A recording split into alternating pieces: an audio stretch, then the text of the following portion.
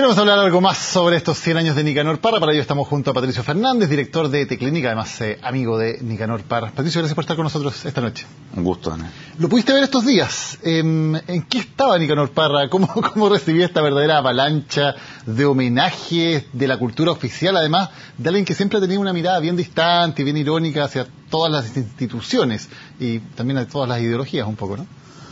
Yo diría que la recibe, estoy interpretándolo, que la recibe con cierta felicidad y satisfacción, y al mismo tiempo con la distancia que debe tener una persona de 100 años.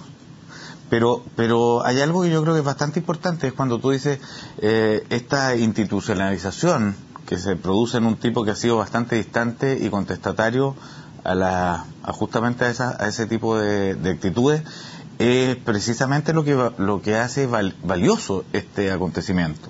O sea, que Chile pase a considerar como parte de su institucionalidad una libertad y una actitud fugitiva como la de Nicanor Parra, yo lo encuentro el gran valor de este cumpleaños de él. Se convierte en parte de una especie de canon oficial de la República, alguien que ha estado desde el margen haciendo su discurso. Eso me parece absolutamente virtuoso y fantástico para Chile. Ahora, o sea, que Chile considere parte de su canon algo a lo que ha repudiado desde sus más distintas maneras y que cualquier país lo repudiaría, que es la libertad permanente, la actitud de sospecha. Piensa tú que en Chile hablamos todo el tiempo de que este es un país conservador, de que este es un país beato, de que este es un país católico. El discurso de Nicanor Parra discute todas estas convenciones, de que este es un país de organizaciones sociales establecidas, de que la izquierda es tal cosa, de que la derecha tal otra. Bueno, aquí estamos haciendo llegar al canon una cosa particularmente liberadora y oxigenante. En ese sentido, un discurso, podríamos decir, subversivo el de Nicanor Parra, no viéndolo de una manera estrecha solamente política, digamos, sino subversivo en términos culturales. Es permanentemente subversivo. O sea, si algo tiene... es subversivo en el mejor y peor sentido de la palabra, incluso. Si algo tiene el discurso de Nicanor es que, y esto es propio de la antipoesía, está en la definición de la antipoesía, es escuchar las voces y destruir los discursos. O sea, se acepta todo lo que suena y no se compra ninguno de los mensajes. Eso tiene por un lado una maravilla liberadora intelectualmente hablando, y por otro lado una condena de la que Nicanor no tiene por qué hacerse cargo, pero que es, ¿y ahora qué? ¿A dónde vamos? ¿No puede resultar al final un poco vacío, un poco nihilista el mensaje finalmente? Sí, sin ninguna duda. Es la lucidez del que mira yo veo con particular interés el significado político y ideológico o antiideológico del discurso de Nicanor. Y ese discurso tiene, por una parte, la lucidez del que ve y percibe que la desesperanza y los no resultados están sobre la mesa y son la verdad, y que se las arregla para decirte cómo vivir en este estado de desesperanza.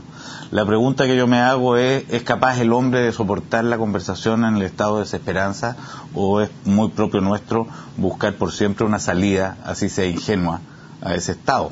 En ese sentido, muchos criticaron a Nicanor Parra y en un momento se convirtió en un verdadero paria, porque desde la derecha, evidentemente él no era un partidario de la dictadura, pero desde la izquierda también se le acusaba de tener un discurso tibio, de eludir temas políticos.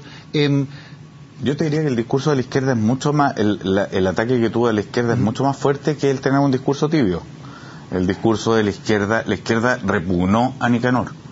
O sea, si alguien atacó a Nicanor Parra fue la izquierda. Después del tecito con Pat Nixon, por ejemplo. Después del tecito con Pat Nixon, y yo te diría que desde antes también, ese es el momento emblemático, ese es el momento en que lo crucificaron, de una manera brutalmente fuerte además, lo pasó pésimo, digamos.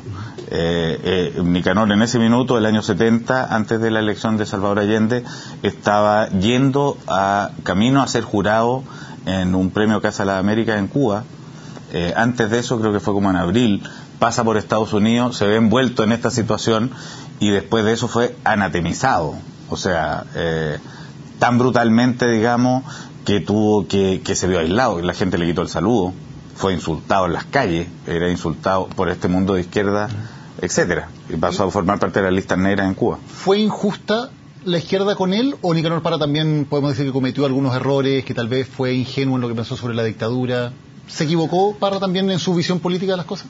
Es que yo creo, lo voy a tomar de otro lado, es que Nicanor tuvo la lucidez respecto de las macabrerías de la izquierda antes que nadie. O sea, Nicanor percibió, y este es un tema muy recurrente en su cabeza, percibió el autoritarismo izquierdista con mucha premura. Él en un momento determinado se dio cuenta, cito sus palabras, pasó de algo que entendía el socialismo vertical al socialismo horizontal. O sea, Nicanor ya a comienzos de los 60, por el año 65, cachó que Cuba era un desastre. Volvió a estar por ahí por el 68, terminó saliendo cascando cuando a su amigo Allen Ginsberg fue expulsado de Cuba en ese momento por ser homosexual. O sea, ¿y cuál fue la actitud que él tuvo respecto en ese momento de la llegada de la dictadura? Es una tremenda injusticia y una baratería juzgarlo demasiado fuerte, porque él tuvo una sensación de que era mejor eso que lo anterior.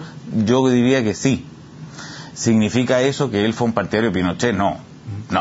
En ese sentido podemos decir que fue lo opuesto a Neruda, que le escribió versos a Stalin y tuvo una postura muy de aceptar todo lo que yo te diría partido. Que el gran significado de Nicanor Parra, que está todavía por constituirse, hay que buscarlo en la historia de la poesía chilena. La gran poesía chilena tiene a esta altura 3 pilares. Gabriela Mistral, que si uno simplificara tendría que decir la poeta de la democracia cristiana. Pablo Neruda, poeta comunista, y Nicanor Parra, por definirse, inteligente, sofisticada y dificultosamente. ¿Qué significa? Ninguno de estos 3 personajes tiene nada que ver con la derecha chilena. El que quiera meter esto en el saco de que este es de derecha a izquierda no entiende nada. La poesía chilena tiene más que ver con la cordillera de los Andes. Incluso Vicente Huidobro queda fuera de esto.